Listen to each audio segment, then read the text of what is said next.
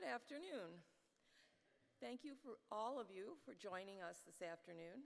My name is Diana Craig Patch, and I'm the Lila Acheson Wallace, Curator in charge of the Department of Egyptian Art here at the Met. We're delighted to spend the afternoon talking to you about three animal-headed gods, Horus, Sakhmet, and Taweret, and exploring the use of animals to represent important deities in ancient Egypt. Today's program, I just want to share, is made possible by the CORA Foundation, and I want to thank them very much for their support of this presentation. I do want to also draw to your attention that this afternoon's program is in conjunction with the exhibition up in Tish called Divine Egypt. And if you haven't seen it, I encourage you to go up there after these talks. I'm joined today by two colleagues, Brendan Hainline and Yekaterina Barbash.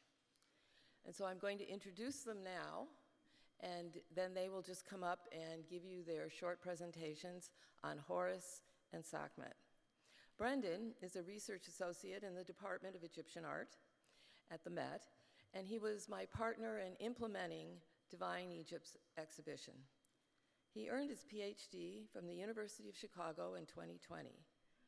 Before joining the Met, Brendan worked as a teaching fellow at the University of Chicago and participated in excavations in Egypt at Giza and Tel Edfu. His research focuses on Egyptian language and texts, Old Kingdom religion, and linguistic and cultural contexts between Egypt and its neighbors. And I will tell you, I'm an archaeologist by background, and so having Brendan as my partner in this was wonderful because his expertise in language got me out of a lot of very difficult situations. He has a forthcoming book, and it's a study of linguistic variation in Old Kingdom pyramid texts, of which he is a specialist. I am not, just so you know. Yekaterina Barbash is a curator of Egyptian art at the Brooklyn Museum. She received a PhD in ancient Egyptian history and art and philology from Johns Hopkins University in Baltimore, where she also got her MA. She has taught Egyptian art and Egyptian hieroglyphs at a variety of colleges and universities in this tri-state area. She is also a member of the Johns Hopkins expedition to the Mut precinct at Karnak in Egypt, where the Brooklyn Museum, where she now works, has also maintained an excavation. She has curated a number of shows, including Body Parts, which is ancient Egyptian amulets and fragments, and Divine Felines, Cats of Ancient Egypt, and co-curated Soulful Creatures, Animal Mummies in Ancient Egypt. And so now, without any delay, we're going to start by having Brendan come up here and talk about Horus.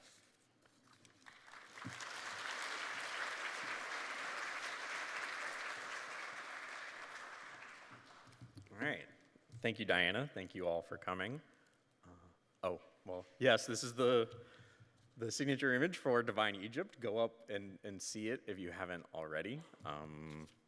Please go see it. I will reference it throughout my talk.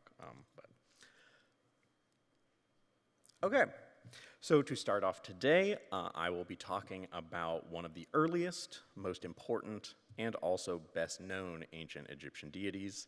He is also a prime example of a god that takes both animal and hybrid animal-human form, and that is Horus, who almost always is shown in the form of a falcon or a falcon-headed man. I want to really emphasize the almost in that almost always. There are always exceptions to the norm in Egyptian art, and a few of which I will actually discuss later in this talk. As just a brief overview of what I will be talking about today, I will introduce the god Horus. This includes discussing his very early origins, what he meant to the ancient Egyptians, and what divine roles he filled within the divine landscape, and the primary myth and stories in which he featured, some of which formed the ideological basis for many pillars of Egyptian culture and society. But importantly, Horus was not the only deity depicted as a falcon or a falcon-headed man. Just because you see a god who is a falcon, you cannot always just assume it is Horus. So I will then take some time to highlight just a few of these other falcon deities, as well as some of the ways that we can distinguish between these similar-looking gods, including using their symbols, head ornaments, and other iconographic elements. And finally, I will address the pressing question of why might the Egyptians have chosen a falcon for the physical representation of Horus and these other deities. The earliest records of a falcon deity who is likely to be Horus appears around 5,500 years ago in the pre-dynastic period, before Egypt had been unified into a single country by the earliest kings. These earliest records include, among other representations, the image of a falcon on what we call a divine standard, which is a tall pole supporting an important symbol or emblem that was carried in ritual processions. So divine standards first appeared really on these boats painted on early pottery, many of which feature the emblems of other very early deities, such as Min and Neat, which you can learn about upstairs. So these parallels allow us to come to the conclusion that the falcon on these standards is divine and not just a bird. Around this time, we also get small figurines of falcons, many of which would have been donation pieces given to archaic shrines, likely of Horus or maybe some other falcon deity. But what did Horus as a god represent in this early period? Why did the Egyptians start to worship him? A clue comes slightly later in the first dynasty, so around 5,000 years ago. At this time, we get some very early inscriptions that describe Horus, among other things, as a star, two examples being the star of the body of gods and the foremost star of the sky. This association with celestial objects, together with the fact that he is shown as a falcon, a flying animal, strongly suggests then that Horus's earliest role was as a sky god. However, at the end of the pre-dynastic period, he began to take over a new role as the god of kingship. During the pharaonic period, so from the first kings of the early dynastic to the conquest of Egypt by Alexander the Great, and then even into the Roman period, the primary role of Horus was as the mythic and divine king of Egypt. As such, Horus frequently is depicted wearing the double crown of United Egypt, as on this great pear statue on the left from the Kunsthistorisches Museum in Vienna. Here I just want to point out that I have marked all of the pieces that are upstairs in Divine Egypt. They say Divine Egypt, so both of these are upstairs, and you can and should go see them. Kings of Egypt commissioned artworks such as this pear statue, which shows Horus together with and supporting the king, even going so far as to share a throne together and wear the same crown. They commissioned these artworks as powerful representations of their legitimacy, granted by the god of kingship himself. Sometimes kings could even be depicted with avian features, such as the faience figurine from the Rijksmuseum in Leiden at the right, where you can see the king on his back has been given the feathered back of a falcon and a falcon tail.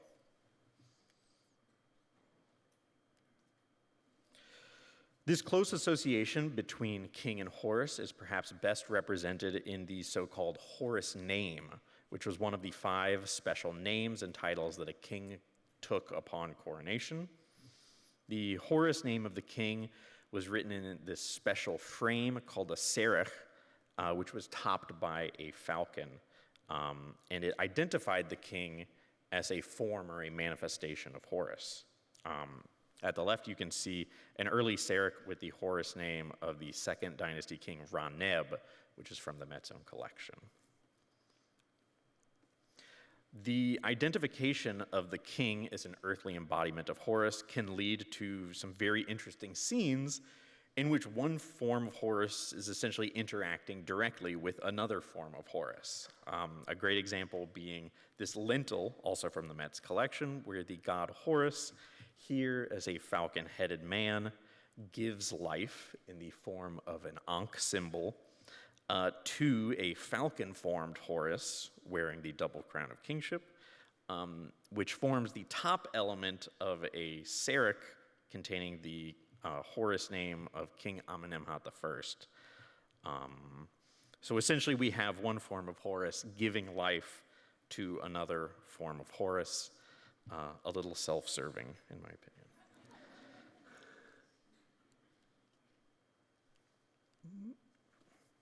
So Horus's role as king is directly related to an important Egyptian myth that recounts his struggle against his uncle, the god Seth. And this struggle was for the right to rule Egypt. Seth is a complex deity who is most often depicted as a mythological composite animal, not a real animal. He has this long curled snout, these tall squared ears, and often a raised forked tail. Or he can be depicted, as in the triad on the left, as a man with the head of that animal. There are many versions of the story of Horus and Seth's struggle, but in general, it goes, in the mythic past, Egypt was ruled by Osiris. But then Seth, Osiris's brother, murders him and takes the throne. Horus, the son of Osiris and Isis, and thus the rightful heir to the throne, has to grow up in hiding in the Delta marshes. But eventually, when he is grown up, he confronts Seth both in a physical fight and in a legal battle in a court of the gods. And after the long ordeal, Horus is victorious and claims the throne of his father and reunites Egypt under his rightful rule. So the myth of Horus and Seth is at its core an affirmation of the importance of legal royal succession, and as such, it was incredibly important to royal ideology. But the myth of Horus and Seth was also important to all Egyptians more broadly, in particular because of a specific episode when, during their physical fight, Seth rips out one of Horus's eyes. This eye is eventually healed and restored to Horus, and came to be known as the Wedjat eye. The word Wedjat comes from a verb wedja, meaning to be whole, to be made whole. So it's the made whole eye of Horus. And it was represented by this very distinctive form. You've probably seen the Wedja eye of Horus many times. It's one of the most enduring symbols of ancient Egypt. My friend actually saw a guy with a Wedja eye tattoo earlier today on the bus. So it consists of a human eye, which is interesting because it's the eye of Horus, so it's not a falcon eye, it's a human eye. It's shown with the eyebrow and a line of eye makeup, and then it has underneath towards the back this long descending curl, as well as a downward stripe under the pupil, and this stripe is actually taken from the facial markings of a falcon. It is called the malar stripe, if any of you all are bird enthusiasts out there. Some representations of the Wedja eye even incorporate more elaborate falcon parts, such as wings and feet. The eye, because of its association with this myth, was a symbol of healing and restoration and was thus used commonly as an amulet. It was also a symbol of restored sight, and so had protective functions and was frequently used in pairs in mortuary contexts, such as at the top of funerary stela, such as this, on the sides of coffins, and on false doors in tombs. The broad appeal of Horus and his symbols and myths is also reflected in the fact that despite being uniquely associated with the king and therefore the royal court at the capital, there were also many local forms of Horus, which were particular manifestations worshipped and given special prominence in settlements throughout Egypt.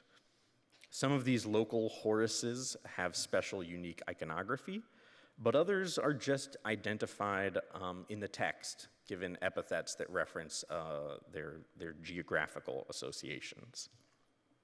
So some examples which I included here, these are all from the Metzone collection. Horus of Chem was a form of Horus associated with Letopolis, as the Greeks called it. The Egyptians called it Chem.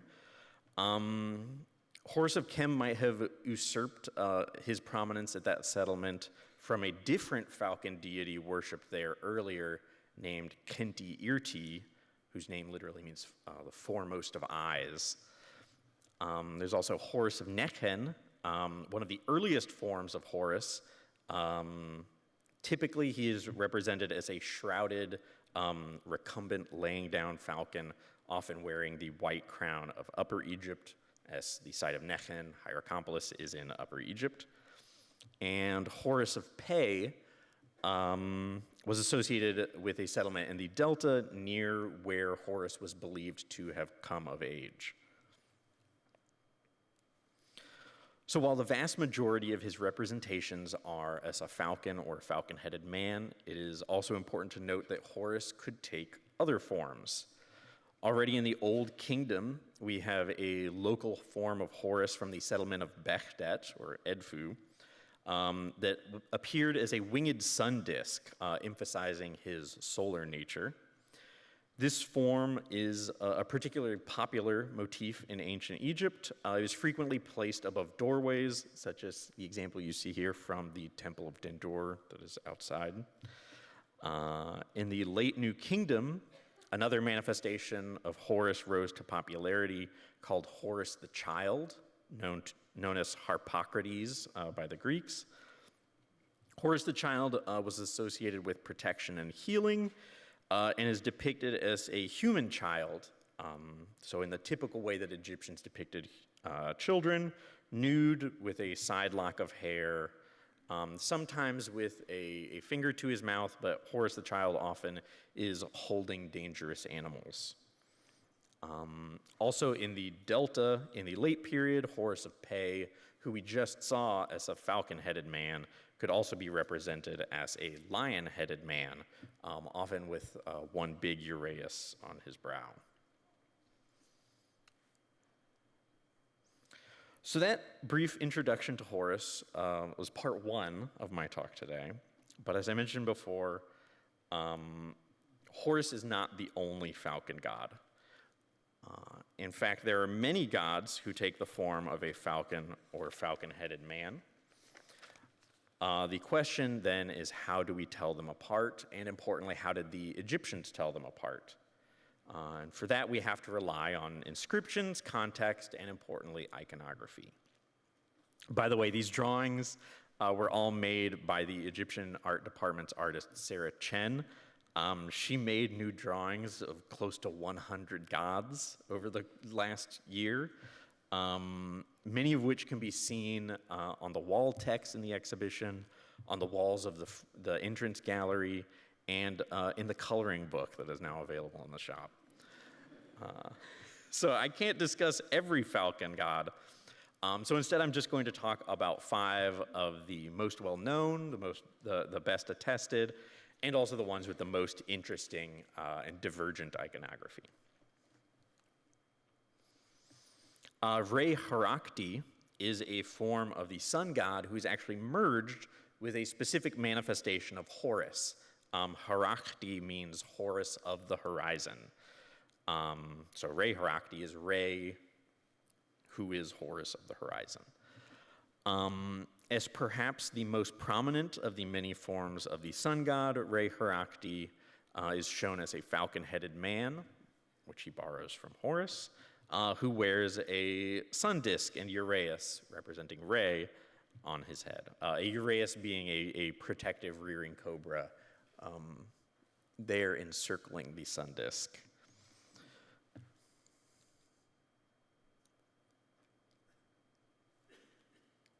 There we go. Khonsu, on the other hand, is a moon god. So Re-Herakti is a sun god, Khonsu is a moon god. And you can see his head ornament consists of a lunar disk, not a sun disk, but a lunar disk, above a thin lunar crescent, thus sort of embodying the full cycle of the moon.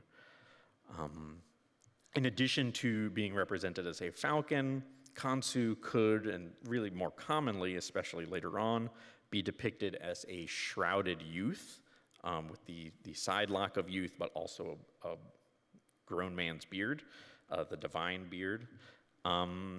He took this form as a shrouded youth, especially when part of the divine family of Thebes, together with his parents Amun and Mut. So Khonsu was thought of as the son of the well-known god Amun and Mut.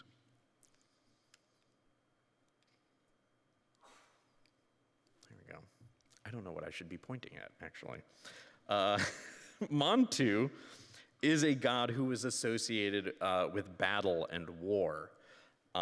His head ornament is a sun disk, like Re-Herakti, but he is distinguished from Re-Herakti because he has two uraei, interestingly, and then these two tall feathers that are likely falcon feathers. And interestingly, weirdly maybe, in later times, he can also be shown with two heads. So there seems to be something going on with the number 2 in Montu, which I don't know if we really understand. And finally, Sokar is a falcon deity associated with the mortuary sphere, so death and funerals. In particular, he is associated with the necropolis of the capital at Memphis. As such, he is often shown as a falcon-headed mummy, a mummified falcon-headed man. And he can be merged with Osiris, and as such, he can take on that deity's iconography. Osiris's iconography, including the crook and flail and this particular feathered white crown. Sokar also has a representation, which I think is one of my favorite, where he is depicted as this shrouded falcon within this very elaborate processional boat called the Henu bark. So the Henu bark would have been carried by priests and brought forth during festivals. As part of the festival, would be taken on parade. And you can see at the very top in the middle, you can see the falcon peeking out of the shroud of the Henu bark.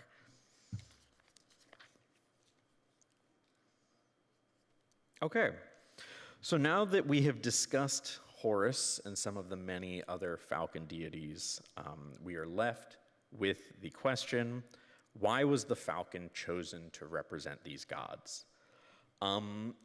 We can never know for sure because the Egyptian, at least we have not found the text in which the Egyptians have described why they chose a falcon to represent these deities. But I think that we can find a clue in the names of some of these very early falcon deities. So for instance, the name Horus is likely etymologically derived either from a verb heri, meaning to be distant, or from a preposition her, which means to be above, to be upon. So these etymologies seem to be referencing how a falcon can soar high through the air, typically while it is on the hunt.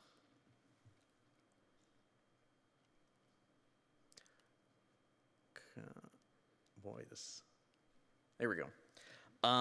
Other falcon deities have names that similarly seem to reference motion, a falcon's ability to fly. The name of the god Sokar, who we just met, seems to come from a verb of motion, zeker, which means to journey or to travel. Likewise, there's another early falcon deity, Nemti, whose name comes from the verb nemet, to go, or more specifically, go through. And finally, the name of Saptu, a falcon deity associated with the desert lands to the east of Egypt, comes from the word sharp, likely a reference to the falcon's sharp beak and talons. So based on these names, it seems very likely that the falcon's impressive flight and speed, as well as its hunting prowess, were central to the association between falcons and the divine. In fact, falcons became so closely linked to divinity that the symbol of a falcon on one of these divine standards was adopted into hieroglyphic writing as a hieroglyphic sign, specifically a sign that is called a classifier. It is a sign that marks a semantic category.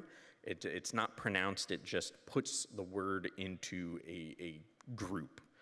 That group for the falcon on a standard is the group of divine beings.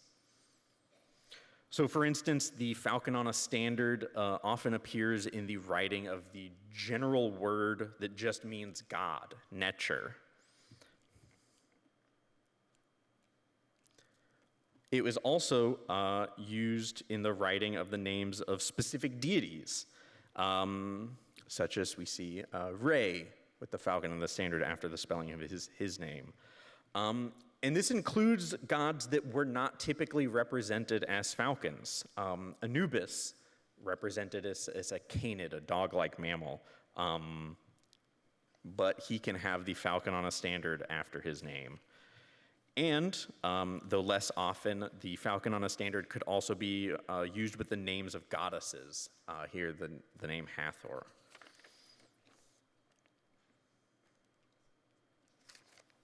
Okay, so that was a lot of information for 20 minutes. So I just wanted to end with a very brief summary of what some of the biggest takeaways are. What should you have learned about Horus and falcons? So first off, the god Horus is most often represented as a falcon or a falcon-headed man.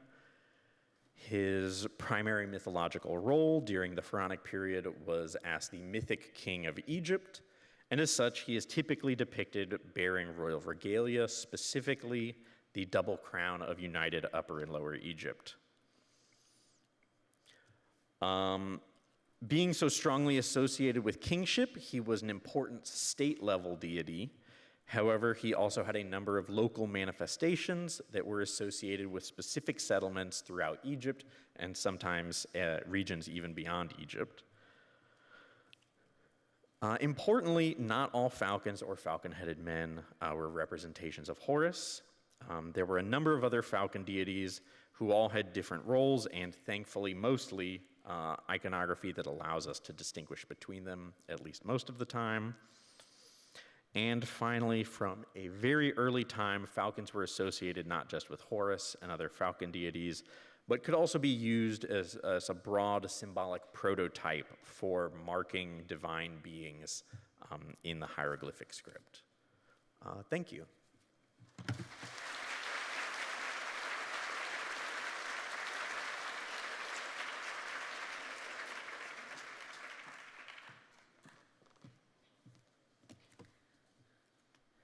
Hi everyone, I'm so happy to be here and really grateful for the invitation to join this event. So the goddess I'm going to talk about today is probably the best recognized feline divinity from Egypt, a complex, difficult, and powerful goddess. In fact, the name by which we know her, Sakhmet, literally translates from Egyptian to the powerful one. Her true name was taboo for fear of her wrath if the name were pronounced. That's how powerful Sakhmet was. She wasn't concerned with creation or the afterlife. She dealt with the issues and daily fears of living Egyptians. She was believed to be the sun's eye and the daughter of the sun god Re, actually one of many. And Sakhmet acted as the instrument of Re's might. Now, the Egyptians admit that they did not actually know what the gods looked like, but they came up with representations to reflect qualities and functions of each deity. So because Sakhmet was powerful, terrifying, and relentless, she's usually represented with the head of a lioness. I should say that she wasn't the only one, just like Horus, the falcon, to take this form. Various gods that possessed might, agility, and prowess at hunting took on feline or semi-feline forms. So even in the very early pre-dynastic period, both large and small-scale images of lions likely represent gods. Sakhmet's lioness head,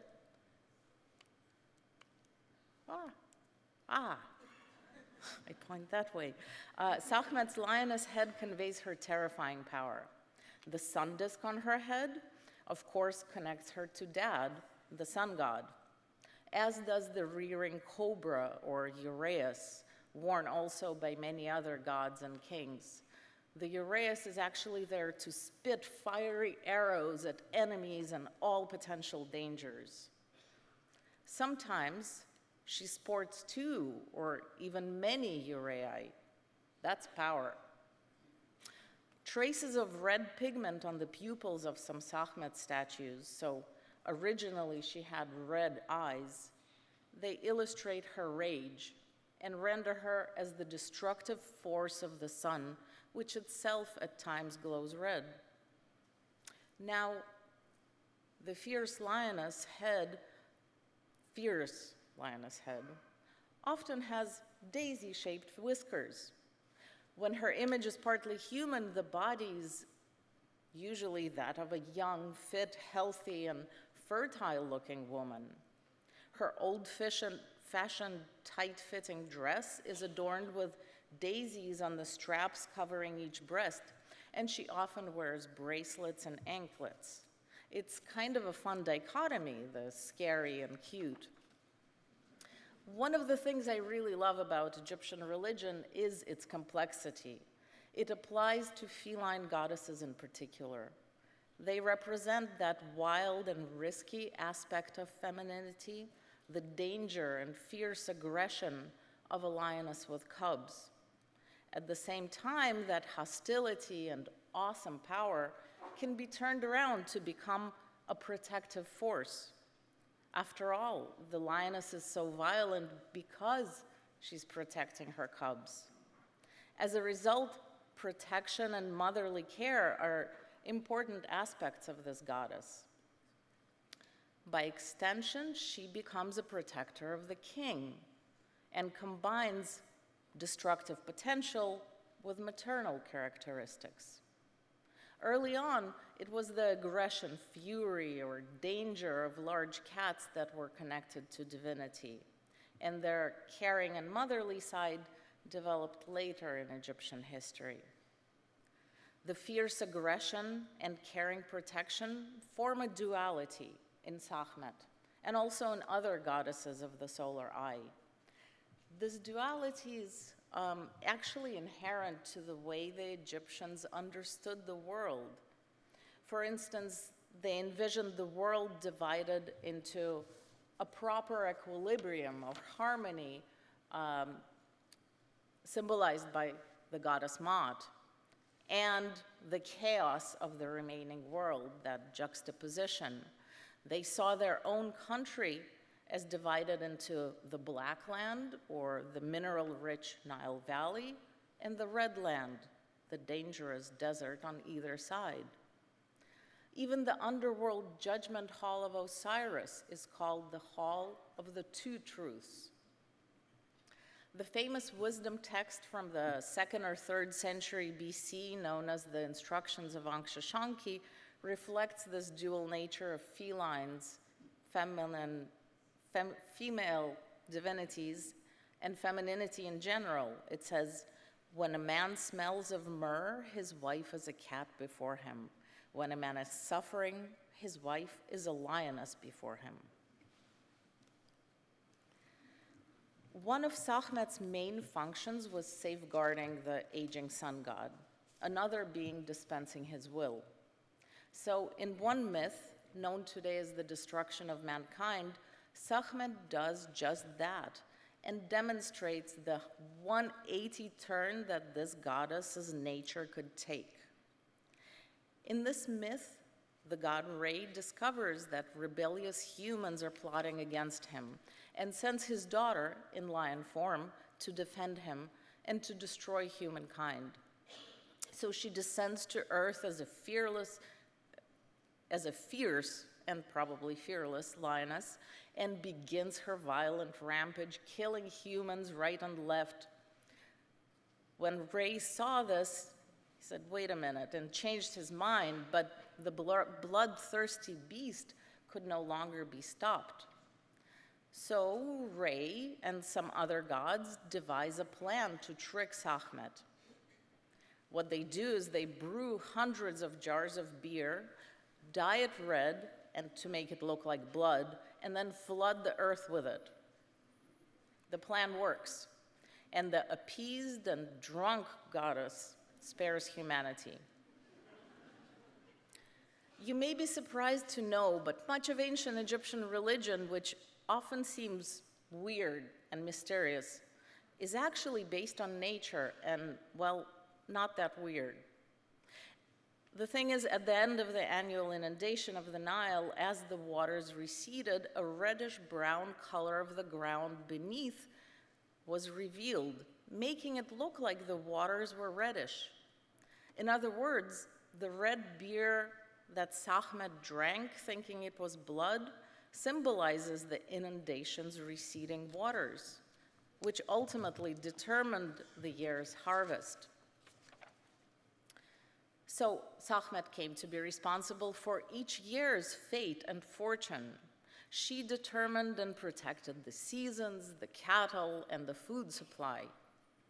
Her vast power extended to securing the most difficult instances, like the cosmic order. She also regulated perilous moments of transition, such as the New Year, coronation, and the Sed, or royal renewal festivals.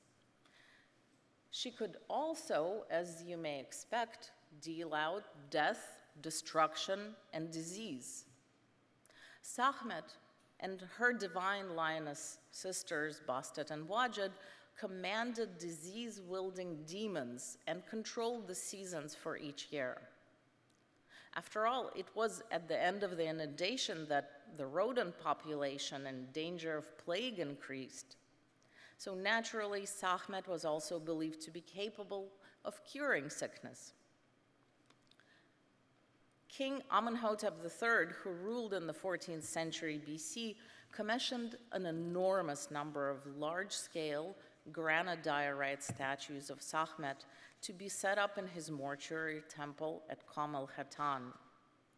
The estimated 730 statues, 730, correspond to 2 for every day in a year, and create a 3-dimensional double litany of the goddess's names. Many of the statues were later moved to the Temple of Mut across the Nile, which is the photo you see on top. And that's where most of them were found by archaeologists. Amenhotep's enormous commission was likely linked to an epidemic that struck Egypt during his reign. To forestall her fury, the goddess's dangerous and aggressive side needed to be appeased. Statues were one way to soothe her.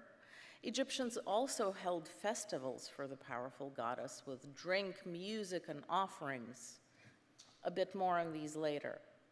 Upon receiving all this, the pacified goddess transformed into a powerful guardian, king's mother, and protector of her devotees.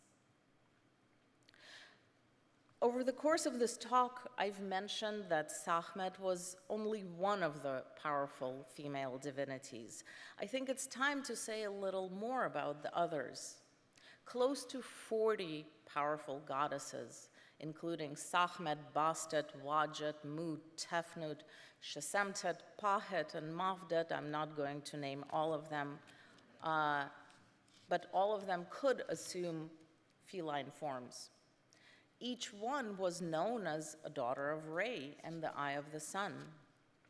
Each one manifested as a fierce lioness and brought forward the sun god's wrath. Sakhmet is just the best recognized and principal solar eye goddess. When there are no inscriptions, it's usually difficult to identify which one an image portrays. Three-dimensional sculptures often depict the goddess in leonine form sitting on a throne and holding an Ankh symbol of life in one hand and resting the other flat. The goddess also often holds a so-called Waj scepter. The image in her hands is a papyrus umbel, the Waj, and the word Waj means fresh or papyrus. Because papyrus grew and flourished in the dense, dark marshes along the Nile, it came to be seen as a symbol of renewal and rebirth. To confuse, or perhaps to elaborate things further, these goddesses also appear in the guise of other hostile creatures. For instance, Sakhmet or Wadjet also manifested in snake, occasionally vulture, and even human forms. Hostile makes you pause. Many myths, such as the destruction of mankind, describe dangerous lioness goddesses who must be pacified and turned into a more peaceful entity. So another popular legend has it that the daughter of the sun god and his eye, personified as the lioness Tefnut, ran away to Nubia. She was really upset with her father for some unknown reason, well, unknown to us. Because Re actually needed her protection, he got other gods, Shu and Thoth, to help. They promised Tefnut entertainment, offerings, and temples, and as well as jars of wine. When the goddess returned, she transformed into Hathor Tefnut, Hathor being the motherly cow goddess and a beautiful woman. This restored equilibrium to the universe. There are many versions and various allusions to this myth throughout Egyptian history.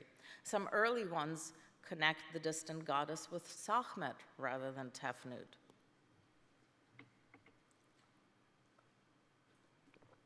So when she returned, finally, her father Re established a festival to celebrate the occasion.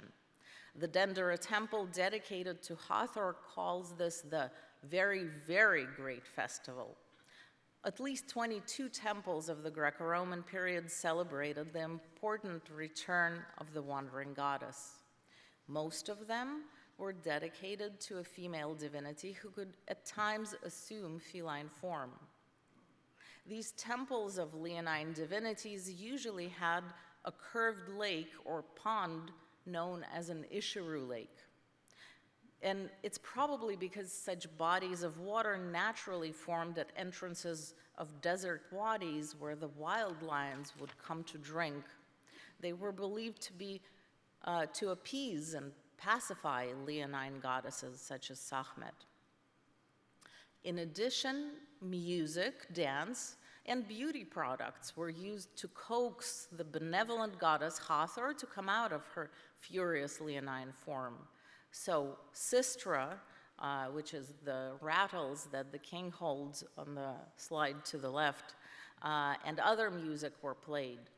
Also, makeup, incense, and mirrors associated with the eyes of the sun and moon called on her to come out and admire her beauty. As we saw in the two myths, alcohol was helpful in appeasing Sakhmet and her sisters. State-sponsored festivals of drunkenness were held to appease Sakhmet Hathor or Tefnut Mut in hopes of ensuring a good harvest and preventing pestilence. At these events, wine and beer were offered to an angry goddess to pacify her wrath. while the festival attendees themselves consumed copious amounts of alcoholic beverages. The Greek historian Herodotus famously described the festival in Bubastis around 450 BC. He says, when they come to Bubastis, they hold a festival celebrating with great sacrifices and more grape wine consumed during this festival than during the whole rest of the year. The festivals geared at pacifying the angry lioness goddess and commemorating her return were celebrated throughout Egypt's Nile Valley. They were connected with several natural phenomena that are possibly described in the myths. For instance, so the lioness goes south and comes back north, and that might correspond to the shift of the sun's path north from summer to winter. They also connected with the waxing and waning of the moon each month, and the cycle of inundation, of course. So accordingly, the festivals took place at the summer solstice and during the full moon, when the goddess would have returned and the days were longest. Goddesses like Hathor, Isis, or Mut that represent the softer, pacified side of the sun's eye rarely appear with leonine features, but rather assume human, cow, and cat forms. It's as if they could morph back and forth between identities. Remember the myth of the destruction of mankind, where Re sent his daughter to defend him? Well, the daughter he approached was Hathor, but given the task, she turned into the lioness Sakhmet to dispense his punishment.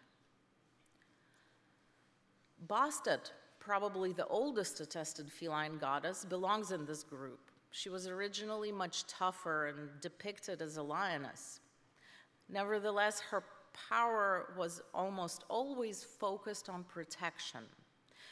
For instance, the earliest known body of Egyptian literature, the pyramid texts, identify Bastet as the king's mother and his heart. She legitimized royal succession, guarded kingship along with Hathor, and appeared in rituals for the solar eye. Bastet even became the tutelary deity of Dynasty 22, which originated in the delta city of Bubastis. During that time, her purview shifted towards a more motherly role, an even more motherly role, I suppose. The goddess's leonine form still remained in those temple rituals where they were trying to appease the goddess, but the hundreds of thousands, millions of bronze votive figurines offered to this goddess in this period show her as a domestic cat, or as a cat-headed woman. At times, she's wearing absolutely fabulous dresses. Bastet became the gentler, more nurturing counterpart to Sakhmet. Nevertheless, we can't ignore the fact that cats also possess that dual nature. The cute, soft, and cuddly creatures are actually fierce hunters and protectors of the home. So even the sun god himself turns into a cat to fight the serpent Apophis. Another well-known goddess, Wadjet, her name literally means she of papyrus, or the green one.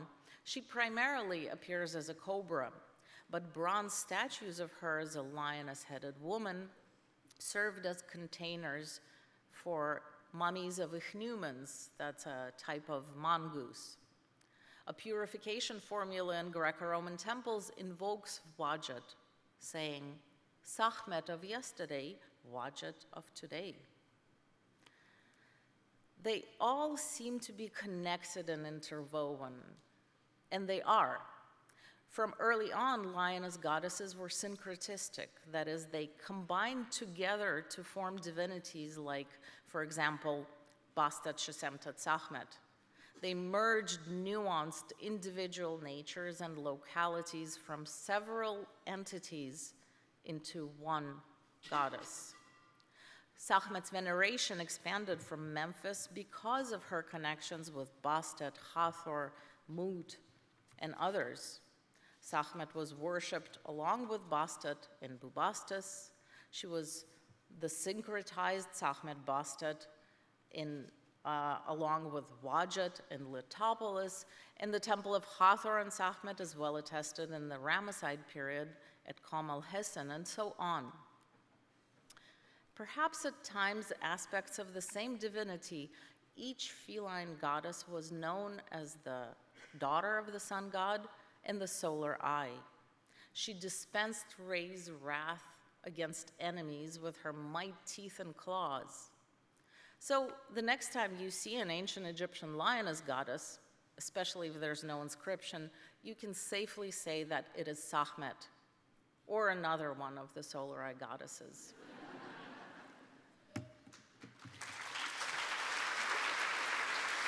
And Diana Craig-Patch will speak about the hippo goddess next.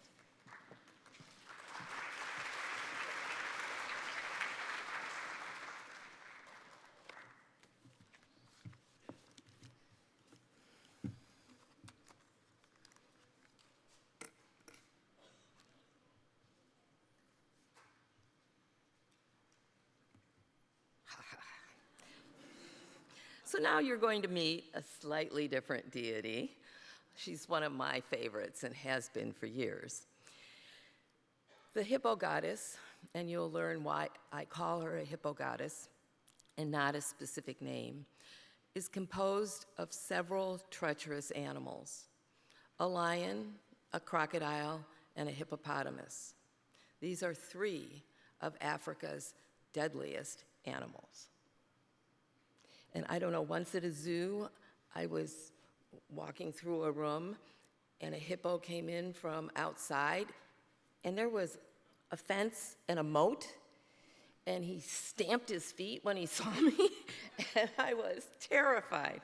So you can imagine what it's like to meet a hippo in the wild. And they were common in ancient Egypt, as were crocodiles and lions. There we go, my favorite deity. Well, I have quite a few, actually, but we're going with this one today.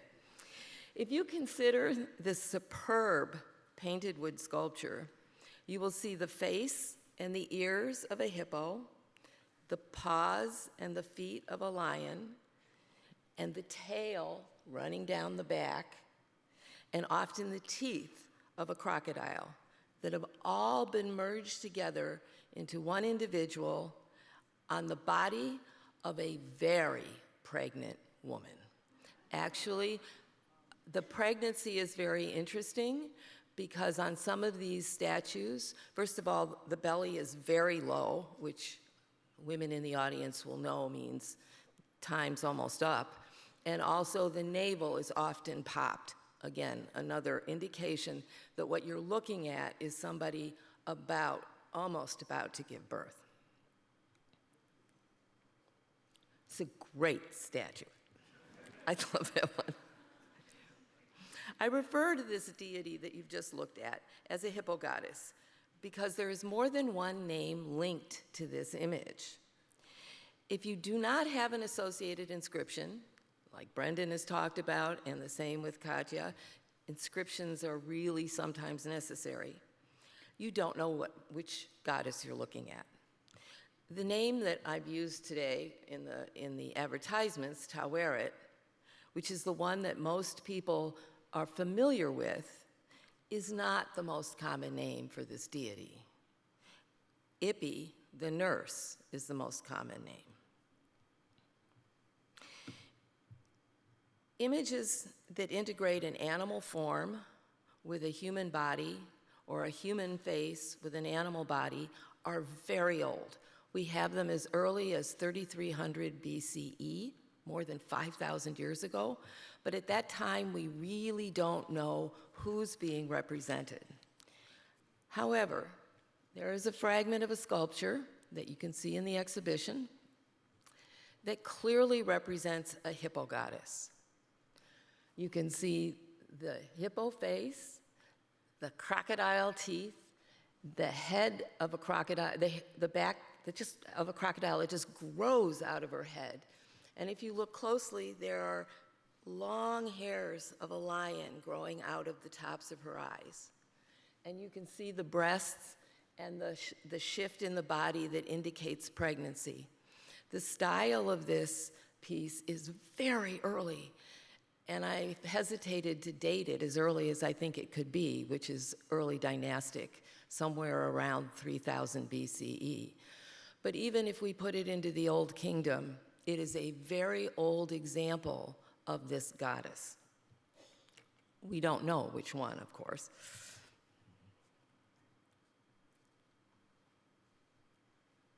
Oh. And one thing I will also say is that if you look at her very carefully, there are traces of red around her mouth and black around her eyes. And both the black and the red are how the wooden sculpture 1,500 years later is also painted. So it might be the way that these deities are depicted. However, the first consistent images of hippo goddesses occur about 4,000 years ago as amulets, symbols that are meant to be worn or carried by an individual, generally as a form of protection. At about the same time, so on the left you have a hippo goddess, and on the right you have an image that is associated with a deity, a group of deities called the Bes image. And these two deities appear at the same time, and you will see they occur in Egyptian history together quite often. And we'll find out why.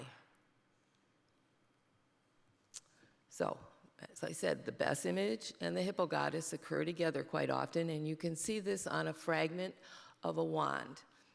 This comes from the Middle Kingdom about 1800 BCE, so a little less than 4,000 years ago. And we don't know exactly what these wands do, but they all depict hieroglyphs and deities that have to do with protection. And occasionally an inscription on them says, "I come to protect." They're schematic, non-human forms that appear almost demon-like as they brandish snakes and knives. These negatively charged objects seem to communicate power wielded by threatening beings.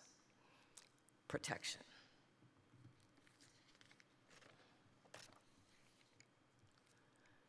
During the Middle Kingdom and the Second Intermediate Period, so between about 2000 BCE and 1650 BCE, hippo goddesses are consistently depicted, as you see on the right.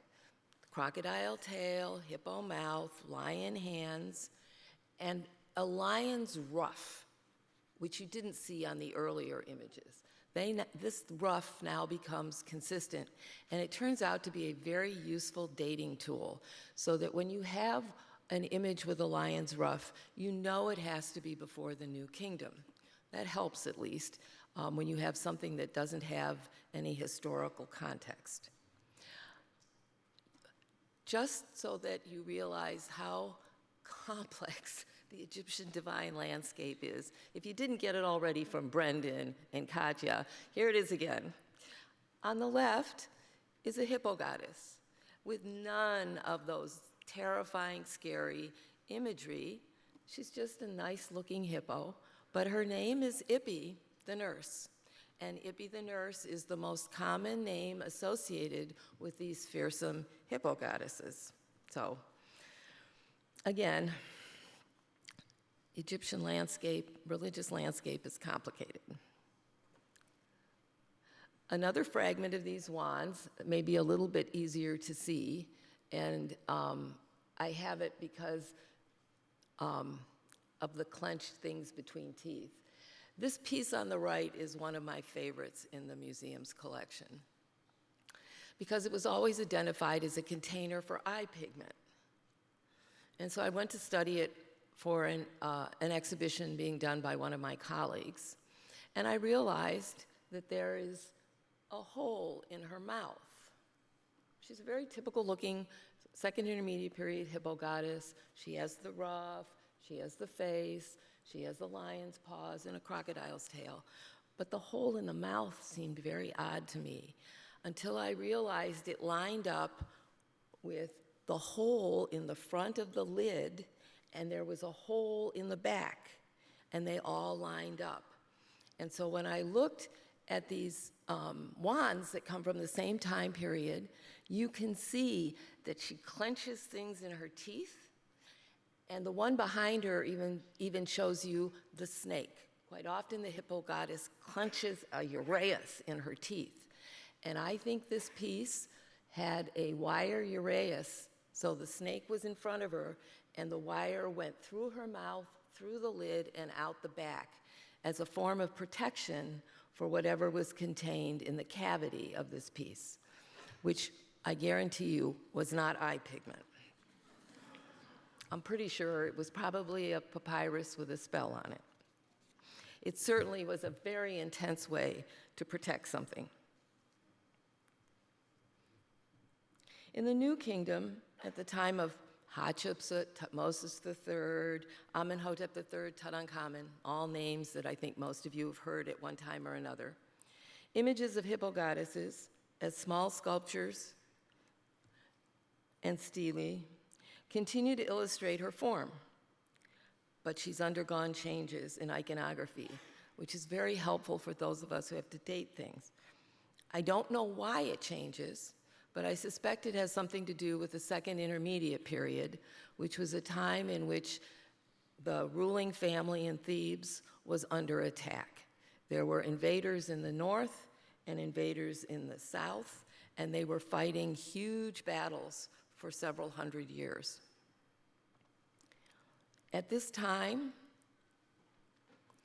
Taweret, the name that most of you have heard of, appears. And it appears in the Theban area, which is where these kings were located and where the beginning of the New Kingdom takes place. When she shows up, and you can see on these two, on the left and the right, she no longer has the lion ruff. That's gone. And she wears a divine tripartite rig. And she often wears the head ornament, which is the cow's horns and the sun disk that comes from Hathor, who is a major, very early deity that has got enormous shrines in Thebes.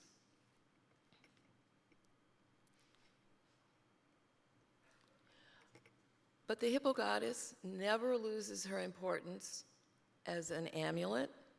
This occurs all the way through, and as you can see in the middle, she is often closely associated with the Bes image, which was found on those protective wands and is often in amulets on the same necklace.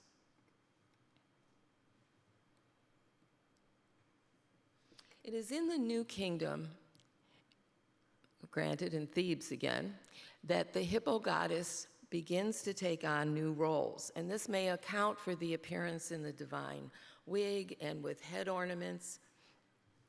She appears alongside the Bes image in divine births, in royal divine births, and the earliest surviving one is from Deir el-Bahri, the Temple of Hatshepsut, which was this early New Kingdom pharaoh, female pharaoh, who ruled Egypt alongside her nephew for, I don't know, some 20 years. Egypt was probably at the height of its power and certainly the height of its wealth. And the decoration from Hatshepsut's temple, which depicts her divine birth, actually includes now a Bes image and a hippo goddess, which is most certainly Taweret. And in these new forms, these much more formalized iconography, these divinities begin to function much more like state deities and not so much like the demons that you saw on the magic wands of the Middle Kingdom. In other words, they've moved much more into a sphere where they are functioning like the broader group of deities. However, that being said, that they appear with state deities, they continue to be very important deities in the private lives of the ancient Egyptians. They are, in those spheres, as in this one, they are connected with protection and with childbirth.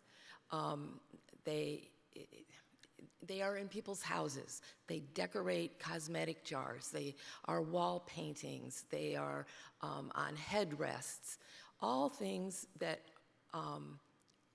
could use protection for various reasons. Headrests because the night is very scary and a source of danger. So protection remains a major thing.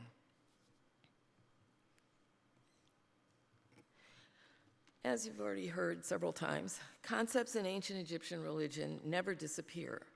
And around about 600 BCE, you see wonderful little containers in the form of hippo goddesses that have holes in the hippo goddesses' breasts.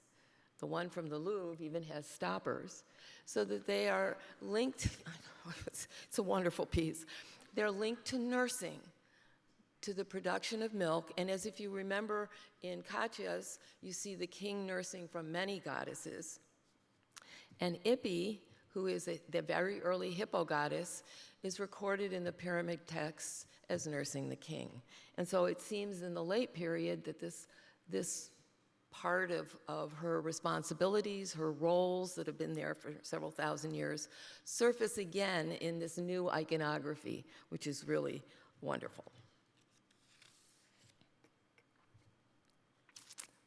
This is an amazing piece. Again, another one I love. By 500 BCE, hippo goddesses have consistent roles in the birth houses of great state temples. So you can see that they're expanding from what was a private sphere once in the Middle Kingdom and the early New Kingdom that began to link them with other state deities and their functions in royal births, to eventually taking part actually really in state temples in a section that is known as a birth house. And in birth houses, it is where a god is depicted, the birth of a god is depicted.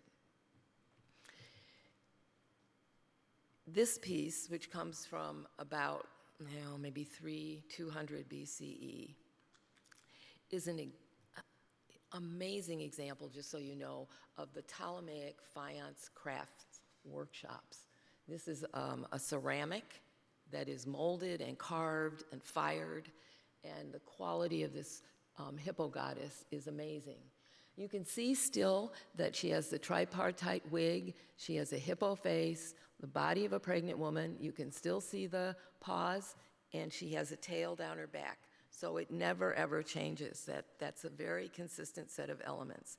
Here she leans on a version of the Sa sign, again linking these later versions, which are in little statuettes that were probably donated to temples, to protection. The Sa is a hieroglyph that means protection. So she doesn't ever lose that aspect of the role that this group of goddesses play.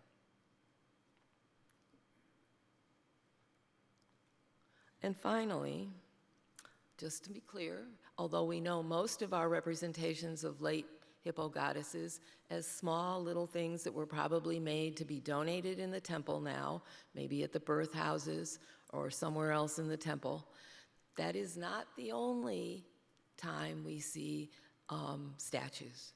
There are some big ones. And this one is 3 feet high. You can see it is in perfect condition. It was found outside the Temple of Amun, 3 feet tall, so good size, about like that. It was found outside the Temple of Amun in a limestone shrine, completely bricked up except for a window up at the top.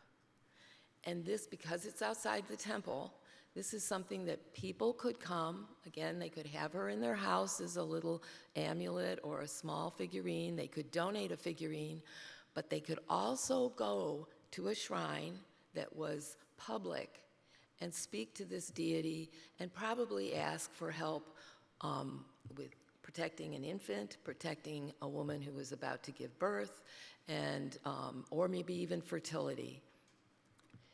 And that's what this one was designed to do. Now, interestingly, just to make life confusing, this is in Thebes, so you would expect her to be known as Taweret because that's where that name is very, very common. As I said, Ippy and other names are outside of Thebes. This one is inscribed to Taweret and Reret, which is another one of the great hippo goddesses. So they didn't, it's clear that you didn't have to use just one name for this image. There were multiple names, and you could look at an image and probably relate to it with whatever name you personally wanted that was a hippo goddess. Again, very much like the sort of thing Katya was talking about. I will note that that circle on her head probably means that she had a head ornament that was probably a sun disk and cow's horns, maybe even with feathers, that has been lost. It probably was gilded wood, and that's the reason it didn't survive. So, although she is based, the hippo goddess is based on 3 of Africa's most dangerous animals, and the hippo goddesses use that imagery to ward off danger, especially for women in childbirth, young children, infants, people in some of the most vulnerable stages of life. They played a role in people's lives for some 5,000 years. Or I'm sorry, I should say more like 3,000 years. We're 5,000 years away. 3,000 years, from at least 3,000 BCE through the Ptolemaic period, which ends at about 30 BCE.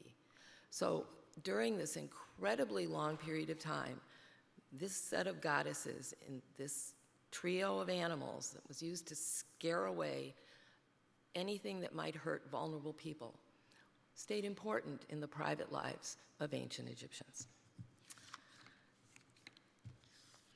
Now, I just want to conclude with a couple of pieces of information.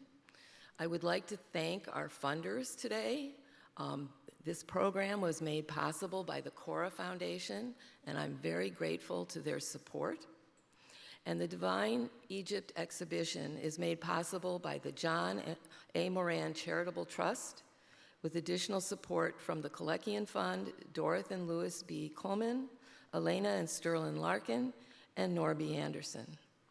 And if you have not already done so, I urge you to run upstairs and take a look at Divine Egypt on the 2nd floor and consider the divinities we talked about today, looking at the amazing objects in this exhibition that speak to the concept of power and protection in ancient Egypt.